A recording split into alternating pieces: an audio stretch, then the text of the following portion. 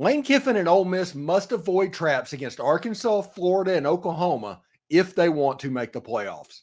Period.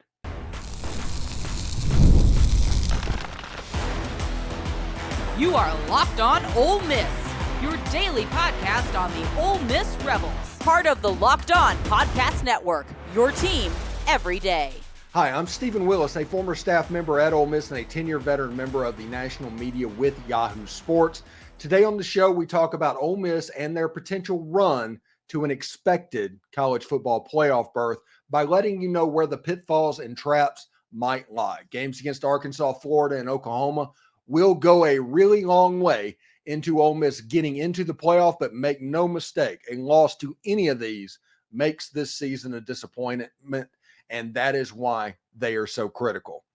This is the Locked On Ole Miss podcast, your daily podcast on the Ole Miss Rebels, part of the Locked On Podcast Network, your team every day. We're free and available on all the podcast apps and on YouTube. Thank you for making Locked On Ole Miss your first listen every day, and a special hello to the everydayers who make the show what it is. July 2nd at 7 p.m. Central Time, you can join us at Walk-Ons in Ridgeland, Mississippi for a meet and greet. It'll be my first meet and greet in the state of Mississippi. It should be a lot of fun, and it's a chance for the Loom community to grow. The Rebel Road Trip is sponsored by Dead Soxy. It'll be in Corinth, Mississippi on June 13th at 6 o'clock Central Time at the Crossroads Arena. There's still time also to join the Grove Collective and help Ole Miss football be elite. You can go to the Grove Collective at thegrovecollective.com and join today. Today's episode is brought to you by FanDuel. Make every moment more. Right now, new customers can get $150 in bonus bets with any winning $5 bet. That is $150 with any winning $5 bet. Visit FanDuel.com/lockedon to get started. Now, we're talking about games that could be traps and pitfalls for Ole Miss if Ole Miss wants to make the playoffs. Now, I'm not talking about how good this season is. Other than the fact that if Ole Miss doesn't make the playoffs as expected, it will be a disappointment overall.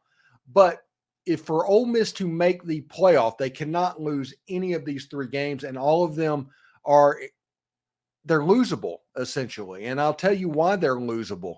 And they're losable for different reasons, but they're all surrounding that Georgia game. In between LSU, Georgia, or at least surrounding that Georgia game. Florida's after. But that is going to be the most important part of this season of a team that is not used to consistently playing games like this. They need to be completely locked in, completely ready to go, especially when you look at they face Arkansas before they take on Georgia. That Arkansas game, Ole Miss hasn't won in Fayetteville since 2008 and haven't won before then very often as well. Now, Ole Miss wins in Little Rock. Ole Miss wins in Oxford. Ole Miss does not win very often in Fayetteville. So it's kind of poetic at best that for Ole Miss to make the playoff, you have to get over this hump, this Fayetteville hump. And we will see exactly how that goes for Ole Miss. Arkansas has brought in Bobby Petrino to be the offensive coordinator. They have a new quarterback that supposedly has a skill set that's pretty good. I think he's a Boise transfer. Sam Pittman is at least on the hot seat going into this year, but he might not be because they paid $37 million or something like that to John Calipari. So I don't know if Arkansas is just going in on basketball and if Sam Pittman's going to have a little bit of rope, or whether or not Sam Pittman needs to genuinely worry because all of a sudden the money people are kind of unified in Arkansas. Either way, this Arkansas game has a chance to be at best tricky. Like I said, it's been a house of horrors for Ole Miss over the year. I saw a game in, I think, 2001 or maybe 99, somewhere in there, to where Arkansas scored a touchdown on a ball they kicked off because Ole Miss, their return guy, decided to try and catch the ball 9 yards deep in the end zone. It went through his arms. There was a fumble into the end zone, and Arkansas was able to come down the field and recover the ball for a touchdown. That happened. Weird stuff happens at Reynolds Razorback Stadium.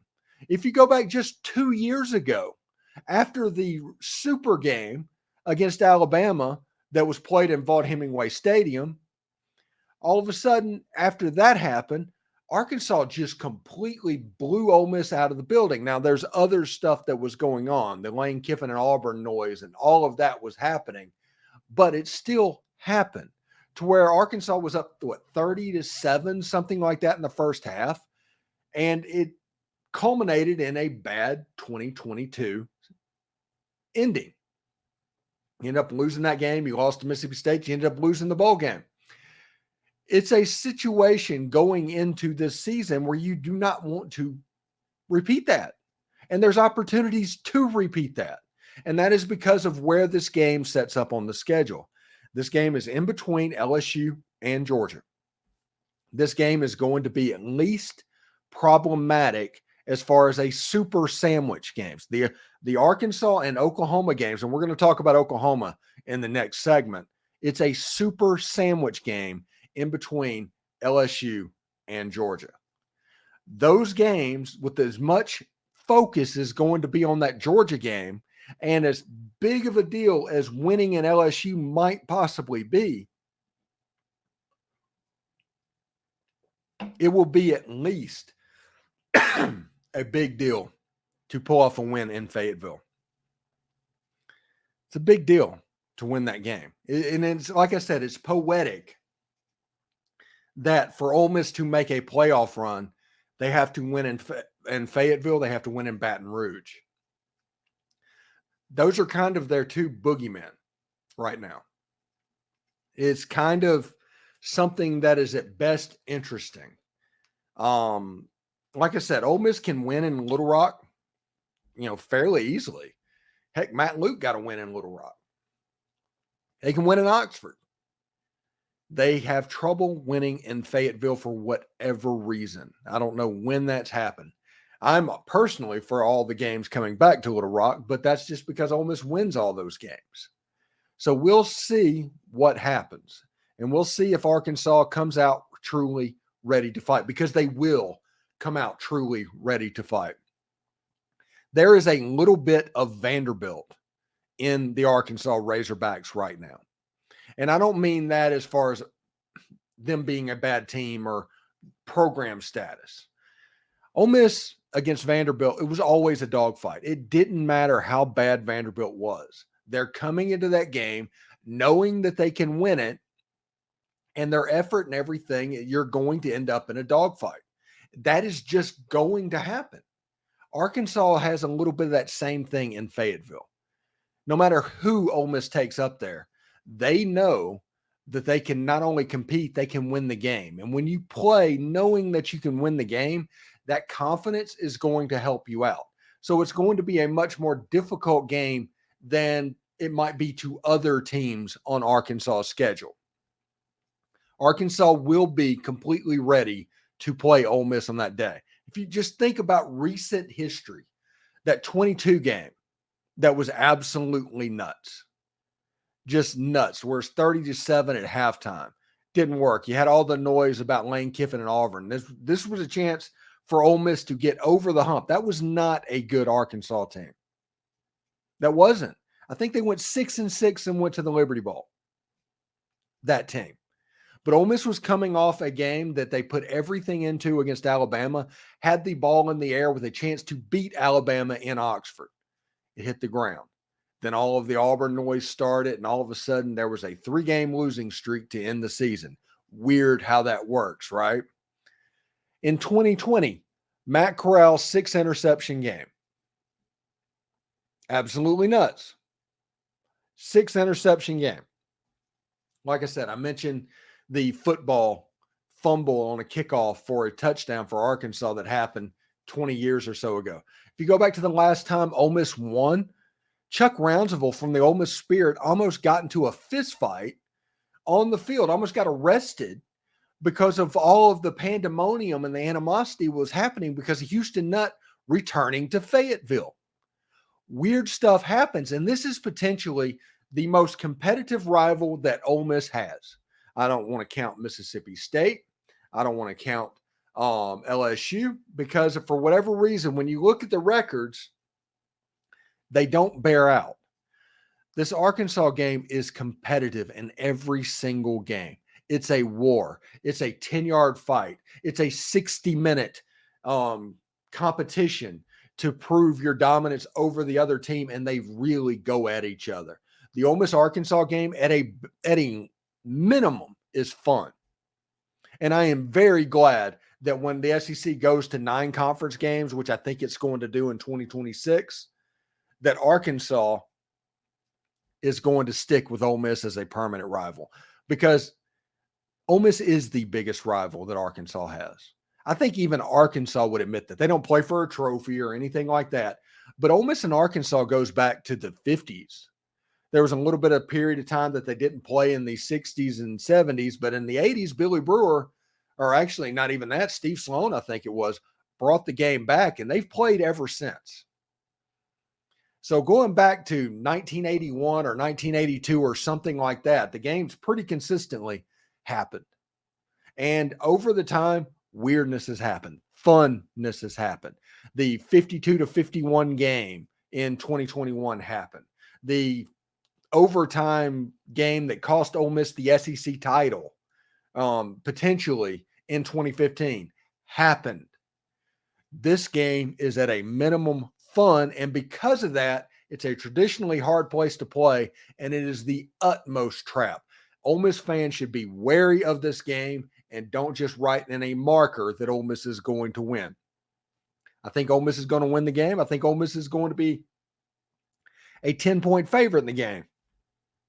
You cannot scribble it in ink. You cannot Sharpie this. So we will see exactly how it goes. Thanks again for making the Locked On Ole Miss podcast your first listen of the day. Yes, Fayetteville will be a huge test, but Oklahoma will provide unknowns to the typical Ole Miss fans, and that should at least be concerning. It's winner take all time in the NBA or NHL, and FanDuel is giving you a shot to bring home a big win of your own. Right now, new customers can get $150 in bonus bets with any winning $5 bet. That's $150 to bet on spreads, money lines, player props, and more. Heck, Ole Miss is currently minus 122 to make the college football playoff this year, if that is your betting flavor of choice. Maybe it's an over-under thing you're looking for, and your better choice is Ole Miss at 9.5 wins, and you can go over or under that. Or maybe let's get granular with this, with Jackson Dart minus 1,500 to win the Heisman Trophy. They really do have everything. So visit FanDuel.com/lockedon to make every playoff shot count. FanDuel, it's America's #1 sportsbook. Are you watching Fox Sports or ESPN on your TV all day and you have to turn down the volume? With all of that shouting, make the switch to Locked On Sports today. It's a free 24/7 sports streaming channel programmed for you every day to bring you the biggest stories without all of that screaming.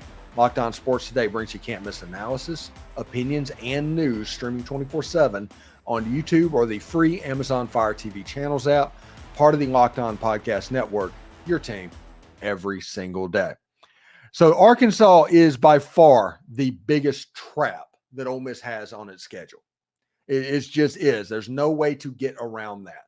It is the biggest trap. And I'm not talking about LSU because that's not a trap. LSU is a favorite in that game. And I'm not talking about Georgia, as Georgia is probably the best team in the country. But to get to the playoff, you have to win these 3 games. These 3 traps that could prevent you from making the college football playoff, you have to win each and every one of them. And the next one on the list is the Oklahoma Sooners. Oklahoma, if you want recent history of why this is a trap, Oklahoma beat Texas last year on a neutral field. Texas was a playoff team. This is a team that can win, and they have the talent to beat you, even though the game is in Oxford. In fact, if it was just about anybody else, I would not rate it as a trap. But Oklahoma, I'm rating as a trap. Now, the downside to this is there is a feeling right now with me watching their fan base over the past couple of months that the SEC is letting another Penn State in the SEC, to where if you talk to them, they've won 40 out of the last 45 national titles, and their defense is 5 deep and their offense is 6 deep, and you have no chance to win the game and you should just give up. I mean, if talking to Oklahoma fans, that is the aura that they put out, which they've earned it. I think they've got the longest winning streak in the history of college football with Bud Wilkinson back in the 50s, Barry Switzer during the 80s running his wishbone, and heck, Marcus Dupree ended up going up there as well. But they were a really good team running that wishbone. And then you go into the Bob Stoops era and the Lincoln Riley era, and they just win Big 12 or Big 8 championships pretty repeatedly. I mean, they are the Alabama of the Big 8 and the Big 12 because of what they've been able to do. And they're coming to the Southeastern Conference, but they're bringing that attitude with them. Now, that kind of cuts both ways, because I talked about the last segment, how confidence is. And whenever you just assume that you're going to win every game, that's an infectious personality and you're going to play better. Confidence is 90% of everything that happens on a college football field, whether the sport's basketball or anything else. If you don't think you can do it, you can't. You have to believe you're going to be able to do it to do it. That's just the way it is. It's kind of the dirty secret. And Oklahoma, they have the talent. They have Jackson Arnold coming back at quarterback, new offensive coordinator, because last year Jeff Lebby went to Mississippi State, and we'll talk about that. But it's a situation that Oklahoma is going to have the talent to put a pretty good product on the field to where they can get you if you are not at the absolute peak of your game. And remember, this game is part of two games that are super sandwich games, with LSU in front, Georgia at the back. These two games are going to be very difficult. Now, it helps that Georgia, there's an off week or something in there as well to maybe space them out between the Arkansas and the Oklahoma game. Maybe that can spread it out a little bit, but there still is an opportunity for both of these to kind of jump up and get you. The Arkansas and the Oklahoma game, to when you're completely focusing on Georgia, because we all remember what Georgia did to Ole Miss a year ago. Ole Miss's whole transfer portal strategy changed because of that game. Don't tell me that Ole Miss is going to take it one game at a time and all of that stuff. They might say they are. They might virtue signal that they are. They all have that Georgia game scheduled. And you're going to need to get to that game. And that is going to involve beating a very good Oklahoma team that finished 12th or 13th or something like that in the country a year ago, and defeating Arkansas. The two trap games are back-to-back on Ole Miss's schedule. In between LSU and in between Georgia, I do believe. This is a situation, whenever we do the W's and L's, I'm going to have to think very hard about what I'm going to do. It's a good team. Oklahoma's a good team, and they're going to be a very good SEC team. If you look at the Oklahoma and Texas coming into the Southeastern Conference, especially since the cult members are in the conference down in College Station, you need to bring Texas in just so their natural predator is there, and let them two fight each other. And, then you have Oklahoma coming in, who was the pride of the Big 8. Now, this is a weird thing to me, and I'm going to go off on a tangent real quick here. Oklahoma and Missouri were Big 8 teams. So 25% of the Big 8 are now in the Southeastern Conference. 33% of the Southwest Conference is now in the Southeastern Conference. That's nuts. And I don't think they're done. I think that the SEC is going to eventually add, at a minimum, 4 other teams. I think the SEC is going to go get Clemson. I think they're going to try and get North Carolina. I think they're going to try and get Virginia. And you should watch for Kansas. That sounds absolutely nuts, but you should pay attention to Kansas, because if the SEC gets North Carolina, Kansas to go with Kentucky, all of a sudden the SEC is becoming, in basketball, what they already are in football, what they already are in baseball, which will make them the premier athletic conference in all of college sports. Something to pay attention to. Now, I think it could change a little bit. The calculus of what goes on, this house settlement and all of that, there is about 2 or 3 years of uncertainty, and we're going to talk to potentially, hopefully, Walker Jones if technology doesn't get us tonight. And he's going to kind of work through what this house settlement means, what it doesn't mean, and how the Grove Collective is going to be positioned moving forward. But conference expansion, that's at least put a halt on that. Yeah, I mean, you don't know what's going to go on.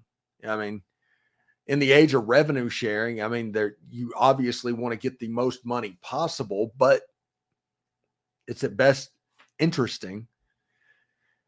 Really cool stuff. But Oklahoma is a severe trap that Ole Miss has to deal with before the Georgia game. That, like I said, if you lose to Oklahoma or Arkansas, you're not making the playoff. I mean, mathematically you can, but you still have Georgia on the schedule. You would have already played LSU. It becomes a math problem, that situation, if you lose any of those games. So thanks again for making Locked On Ole Miss your first listen. And we close out with Florida as the road game right after the Georgia Bulldogs. And while Florida could be in a disarray game and disarray, this is a true sandwich game.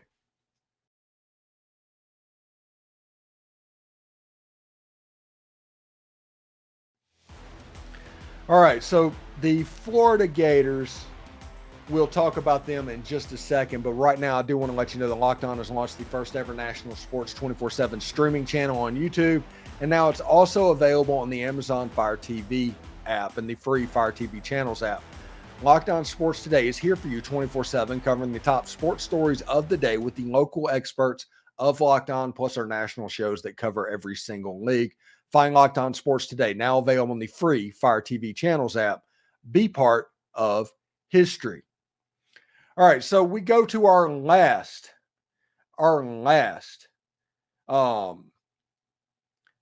trap pitfall type game, and it's at least interesting. So whenever you look at what could happen, there's some players that Ole Miss has. We're just getting into this. You got Jackson Dart, who basically started the whole Last Dance thing and made that what it is. You have Caden Priestcorn. You know, you have Juice Wells coming in. You have transfers all over the place. And everything is pointing to this Ole Miss Georgia game on November 11th. Everything. You want ABC here. You want game day. It's going to be potentially what the Alabama and LSU game was during the 2010s. Whenever you saw that game, what it became, that is what the Ole Miss Georgia game has a chance to be. Now, it requires Georgia to take care of business because they have games at Texas and at Alabama as well. But Ole Miss has to take advantage of these trap games and win them. And after this Georgia game, you have a chance for a 2022 to happen again. It could absolutely happen again, just like it did in 2022, to where Ole Miss lost a game where the ball was in the air against Alabama, and then they traveled to Fayetteville before the Mississippi State game, and it became untenable, and Arkansas kind of blew Ole Miss out that day. I think that what could save Ole Miss is the Billy Napier system, the Billy Napier job type stuff could be popping up, because Florida's schedule this year is legit hard. But this game is in a very, very trappable spot for Ole Miss. A lot of this is going to depend on whether or not Florida can actually be up for what they need to try and do. If they want to pull off an upset, they need to be in a position to do it. I don't know if they can do that.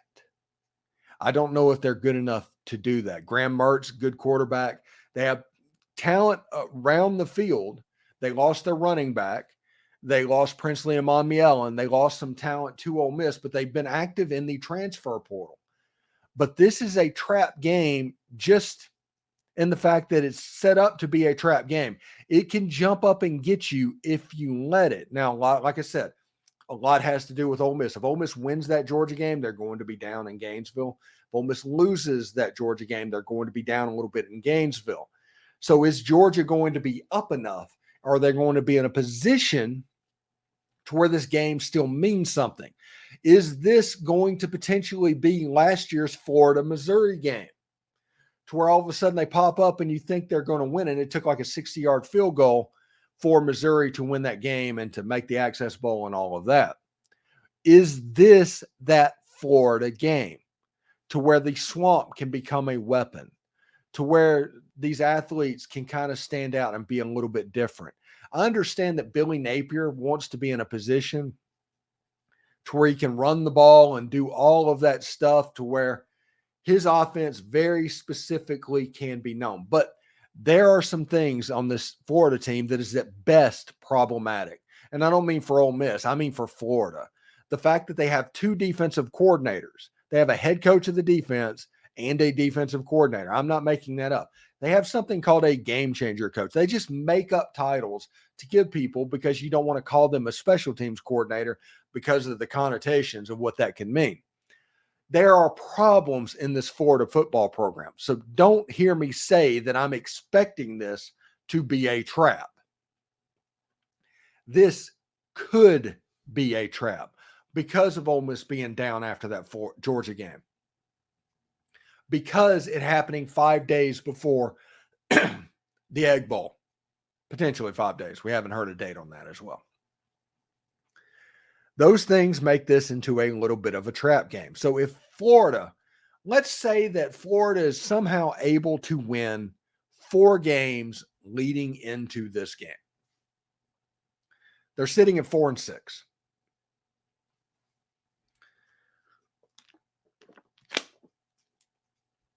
Florida is going to be a little bit amped up because they can still have something to play for in a season that was destined for them not to be as good as they could have been. Look at their schedule. Their schedule's evil. Sorry, I got a tickle in my throat. So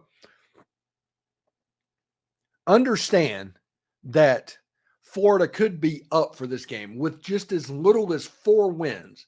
That is Sanford. Let's say they beat Miami, they beat Mississippi State, and they beat Kentucky. That's 4 wins, and that is possible for this Florida team. That means that they have to win, and Billy Napier probably has to win against Ole Miss, which means that place becomes a little bit of a cauldron. I think the magic number for the Florida Gators will be 4 wins. And if that happens, everything's in play because they can win that game and then they have all the momentum shot up in Tallahassee the next week. It should be really interesting. But those are the 3 games that Ole Miss absolutely must win. Avoid those traps if they want to make a college football playoff type run. If they do that, they'll be in good shape, and the LSU game and the Georgia game will be everything that we think they'll be. But if they slip up, the season is mired for disappointment. And the playoff is probably going to end up being a bridge too far. Because if Ole Miss drops a game against Florida, just like they did in 2015, by the way, it will be at best problematic. So we'll see looking into the season. But those are the 3 traps that Ole Miss football must avoid. Thanks for making the Locked On Ole Miss podcast your first listen. We have the most perspectives surrounding Ole Miss sports, and it's one of the many reasons why we are the #1 Ole Miss podcast out there. And thank you for that. This week's top 5 topic is the top 5 wins in Ole Miss history. But for your second listen, Locked On has launched the first ever national sports 24/7 streaming channel on YouTube. Locked On Sports Today is here for you 24/7, covering the top sports stories of the day with the local experts of Locked On, plus our national shows that cover every single league. Find Locked On Sports Today, now available in the free Fire TV channels app. For those of you on YouTube, we will send you there right now. Howdy toddy, everyone.